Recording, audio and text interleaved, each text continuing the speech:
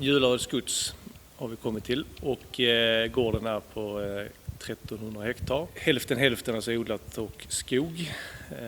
Vi har byggt för 1800 kubik. Det är för att kunna hantera all vara själv. Innan fick vi alltid lämna lite i skörd, men räknar man på det så det är intressant att bygga och tyckte vi en bra lösning här för en vettig peng.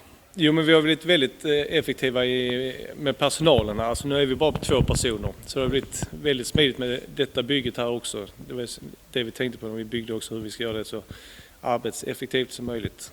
Att det är liksom en som sköter tröskan och en som ser till transporten hem med följevagnen.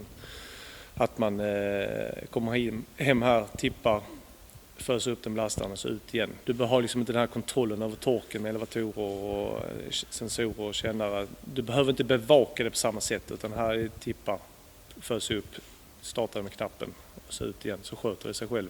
Så startar man det bara i sektionerna. Det är liksom nedgjutna luftkanaler i golvet, så man bör öppna luckorna efterhand som man har fyllt på. Så går det i sveparskruvarna inne i den och ser till så att hela bunken är levande hela tiden, så man får rörelse i den, jämnar ut partiet. Det är ju inte, jag menar, det vi tröskar på förmiddagen är ju oftast blötare än det vi tröskar sen eftermiddag. Så det är rätt så, det jämnar ut bunken väldigt snabbt. Det tar ungefär 10 timmar för skruvarna vandrar från ena änden till andra änden. Vi har provat från 20 och sen så, som i augusti var det väldigt torrt. Men vi provar att ta in lite på 20 för att se vad som händer. Och det var inga större problem. Inga problem skulle jag säga. Det lyfter väldigt stor volym. Alltså står man 2 meter bredvid skruvan så känner man att det är som kvicksand när man bara sjunker ner. Så det är många ton den lyfter. 4 meter. Och sen lyfter ju skruvarna bunken lite grann. Men du får vara med första rundan och andra rundan och finjustera och långt ut skruvan ska vandra mot väggarna så att inte den lyfter över regeln. Målet är ju att köra in majsen här.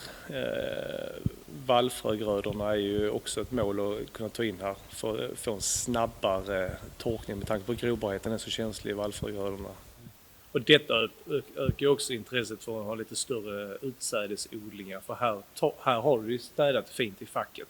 Du får in det partiet in här. Har du uppe i torken, ja, det är svårt att få alla elevatorer rena, transportörerna rena, silosarna rena, båtfickorna rena. Alltså det är så många moment där som samlar, om du tröskar råg innan du ska in utsädesodling på vete. Alltså, ja, det ökar ju lätt sättet att hålla det rent. Det är egentligen bara fantasin som sätter gränserna, och Farmak är ju väldigt bemötande och är öppna för alla idéer och förslag som man själv har och som man kan ta från andra.